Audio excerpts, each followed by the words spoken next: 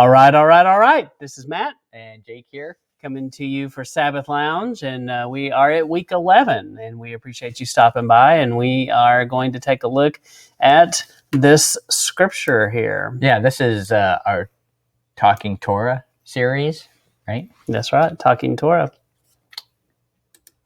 And so it is week 11, and how do you say this?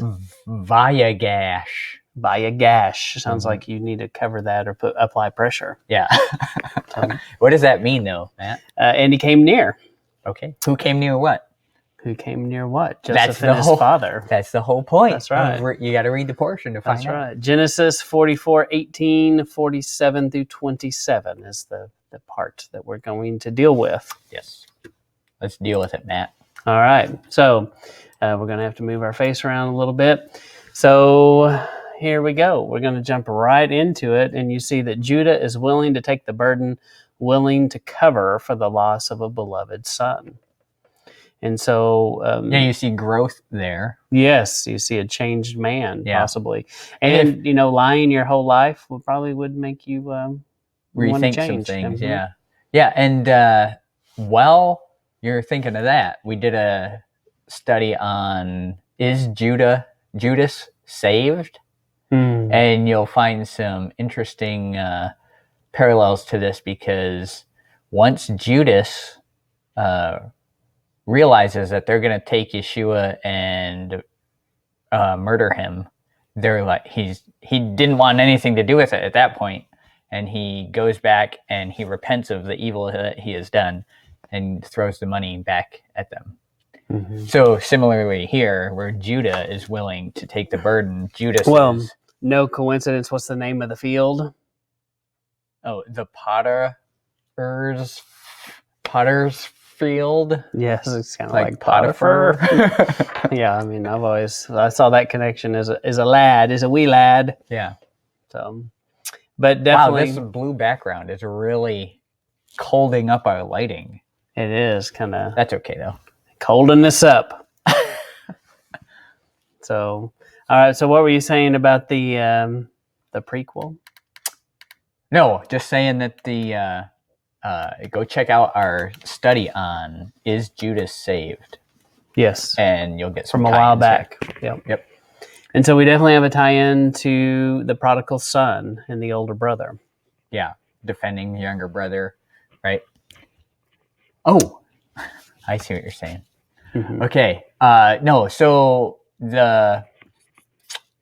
we talked about the prodigal son and how we see the older brother goes out and he returns, and the younger brother is not so happy with the treatment. Well, the younger brother went out and that's right, and it got his inheritance, while the older brother was the good boy and stayed. Yeah, and did what he was supposed to do, was about his father's business, while the younger one went out and literally sowed his wild oats. Right. So you see, and squandered his inheritance. You see Judah then sticking up for Benjamin. Mm-hmm. Mm-hmm.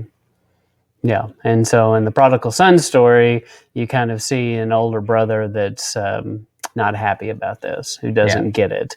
And Joseph it's kind of weird. The end was from the beginning, but Joseph reflects how it's going to be at the end. Mm-hmm. So, and, I don't know that when Yeshua tells that story that they necessarily understood everything what he was saying, or maybe they did. Maybe that's why they hated some of it, but definitely interesting that. And, this whole conversation stirs a great deal of emotion from Joseph. We talked about that last time. If you read this story, if you are uncaring and have a cold heart, I guess, you could look at this and be like, man, Joseph needs to pull up his pants and quit being a whiny baby. Wear his pants down? I don't know how that happened. I missed I missed that part of it. Yes, that's what they did back then in Egypt. They sagged their pants down real low. Oh. So, and that stirred emotions. Yes. No, not at all. But definitely you see this. And Joseph does cry a lot here, and but Why it is looking down on him, Matt? I'm not. I'm just saying I can see how there have been times in my life when I read that story and I'm like, "Why is he's crying again?" But that's not fair, and that's me being too harsh, and it's a very emotional moment. And if you put yourself in Joseph's shoes, yeah, I mean, you're torn up. I mean, this has been a deal his whole life. He's been estranged from his entire family, and he's longed for this reunion. You have to go, Joseph, kept his dream alive in this prison cell and even in the well, thinking about, Yeah, and I don't even know if he's expecting them to show up. Yeah, no, yeah, you have to go. Did he ever think he'd see him again? And especially his father. Guys. Yeah. So it is an amazing story, especially when you tie his dreams back to this moment, and these brothers are part of this drama, and at this point they don't even know. Yeah, they're just like, huh, this is weird, but I don't understand why. Why is he picking on us? Right. But anyway, it's a fascinating story. So, and then eventually Joseph does reveal himself to his brothers. Right, and he says, Elohim went before me to preserve life. Just like guiding his path. That's right. Just like Joseph went before his people to preserve life. And then 45:13, you see his glory revealed, which is symbolic of, future glory from the Father. Right, and then he gets the royal escort, equivalent to the bulletproof SUVs and support aircraft of today.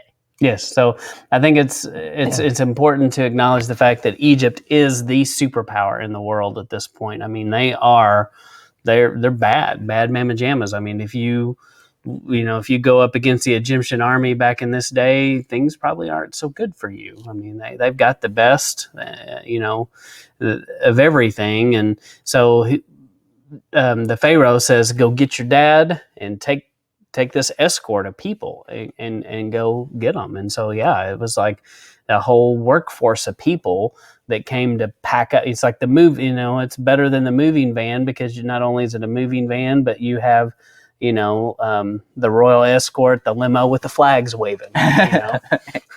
That's what he sends. So, yeah, I kind of picture this as a, it's like, the angels that surround the prophet when he says, it's Elijah or Elisha? Mm-hmm.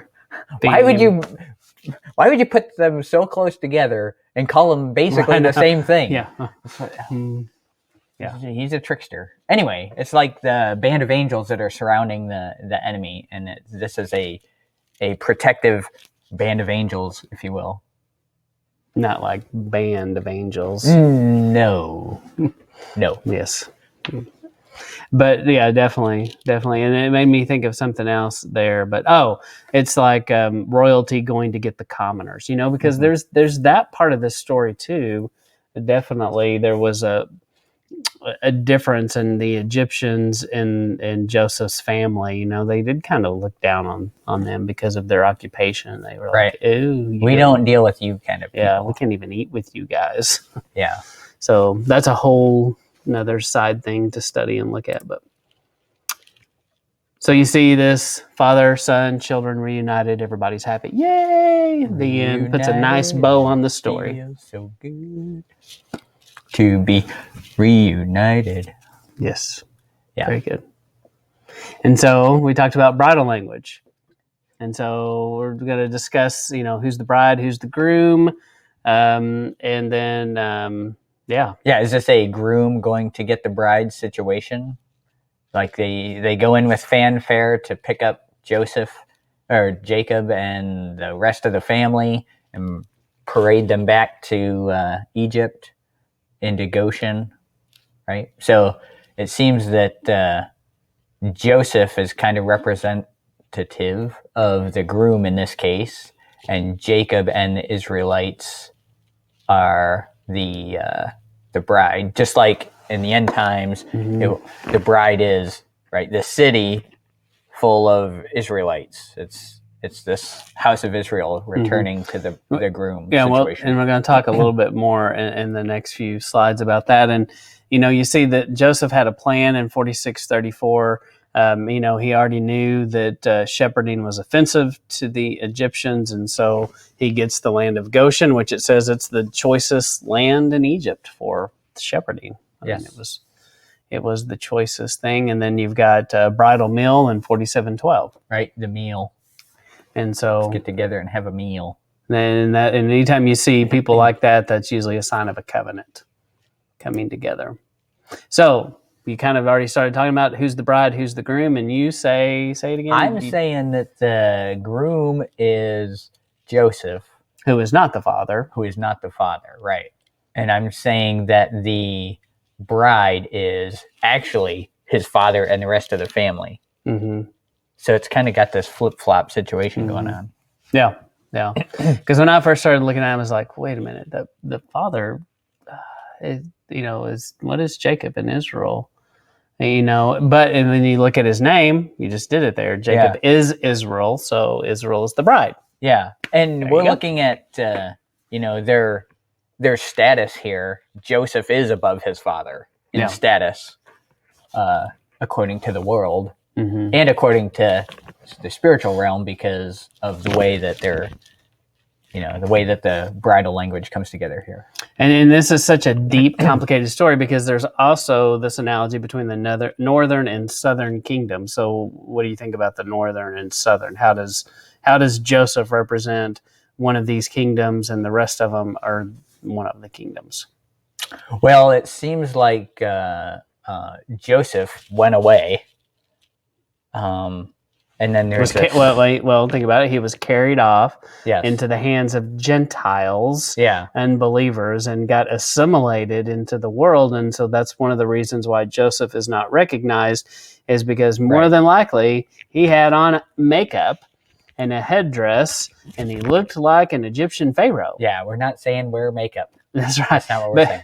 But we don't often talk about that part of the story, but they didn't question that he was not Egyptian. I mean, they didn't question that, and we forget that places like Egypt, they would be a melting pot like America is today. People from all around the world came into Egypt, and so it wasn't just one type of blood group of people. Although yes, there are people who are Egyptians, right? But this was a mixed multitude, if you will, coming into Egypt, because it was a trade center. Because we know from historical records, and the Nile was a point where they could go around the world, and we history believes that they did travel around the world in boats, and people came to see them, and they were part of worldwide trade. Yeah, which would have been putting them in contact with all kinds of people.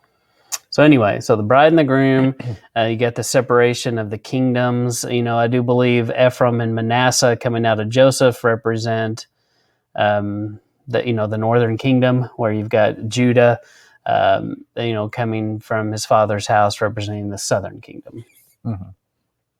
So it does seem like there's this symbolism of the reunification of the two houses. Yeah, it's cool how both of those things go on at the same time. Yeah. That Israel's portrayed by Israel and the rest of the family, whereas Joseph is this other entity from that. And then you have Joseph also representing Israel. Yes, it's complicated. So, and I challenge you, if you've never gone deep, I mean, this is a story you can really go deep in, and it's like the deeper you dive, the more you find out, and it just doesn't stop. So Joseph's plan enslaved Egypt. So how did his plan enslave Egypt? Just like, and I see this kind of happening today, but we're not allowed to talk about that. No. So there's a famine, of course. Everyone wants food, and so the people come to Joseph and say, "Hey, here's my monies. Give me some foods." And then they're like, "I'm out of monies, but I still need the foods." And he goes, "Okay, just give me some land." And they go, "Okay, here's some land. Give me some foods." And then they're like, "I'm out of land. I'll just you can have me. That's all I got left." Right? We'll take it. Yeah. And that's how you get enslaved. Right. So definitely parallels and relations to the world that we see today. And don't you think you can argue that there's a famine of the word in the land? Absolutely. So yeah, so people don't know. In a time where it's most abundant. Yeah, which is ironic. If you go to the right place. That's right. The word is abundant. It's at your fingertips. And, and then think about too, I'm sure if you Googled this, you could find a stat of how many Bibles does the average American have in their house? And it's probably a pretty big number.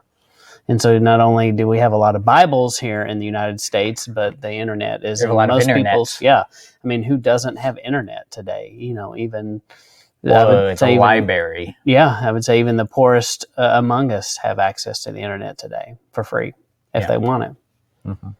So anyway, so you've got that. And then, so some interesting side notes here.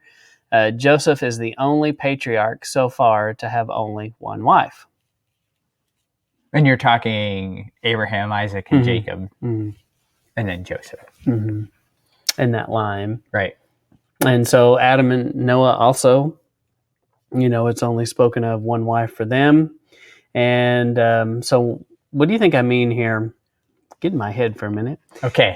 She is called out of Babylon to be his bride. She learns his ways and becomes like Joseph. What do you think? What am I saying? What are you saying, Matt? It's crazy. So to me, what you're saying here is the family, Israel, is called out of Babylon, being Canaan, where the famine is hitting everybody, in to be the bride of Joseph, right? And then they go into Egypt and learn the ways of that Joseph is promoting. No, I remember here. I just didn't remember. I was thinking something different. You wanted me to. And then I remember what this was. Okay. I'm talking about literally Joseph's bride. She was a priest. Her father was a priest in Egypt. That's what the text tells us. And she was in Babylon. Yeah. And she got called. So I mean, it's like layer upon layer upon layer. So here's another layer where just in the study of Joseph's wife, she is also a reflection of the bride being called out of Babylon, because she was a bride called out of Babylon. Right. And she had to drop her Egyptian ways and become like Joseph. And so, it doesn't tell you a whole lot about Joseph's wife, but you don't see things in there about her hiding idols and things like we saw in these other women in this story who did hide idols and sit on them and things like that. So, right. So you don't see any of that talk with Quit sitting her on those idols. Yes. Don't sit on your idol. Maybe that should be on the t-shirt. Don't sit on your idol. Don't sit idle. Yeah. Okay. Anyway, so just interesting talk about, but I think it is both and exactly what you were saying is definitely true, but literally his wife was a reflection of this as well. So, and wow, that didn't take long. And that's all that's in this section. I mean, that's the totality of that section of Scripture. So we do want to keep these short and sweet. And so once again, this is week 11. Vayagash. And he came near, Genesis 44:18 through 47:27. And so if you're new to all this, these Torah portions are a way for you to read up the Torah in a timely fashion and study it and know what it says. And we feel like it's important that you know what. So what are some of your thoughts here, Jake, about why is it so important to study this Torah? Why is it important to study the Torah? So you know what it's saying.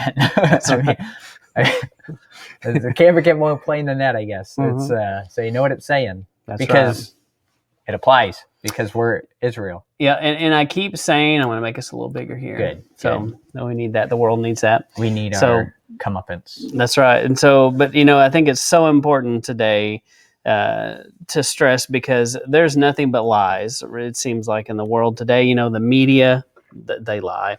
And then, whatever political party you want to look at, guess what? I'm going to tell you, they're all lying. That's right.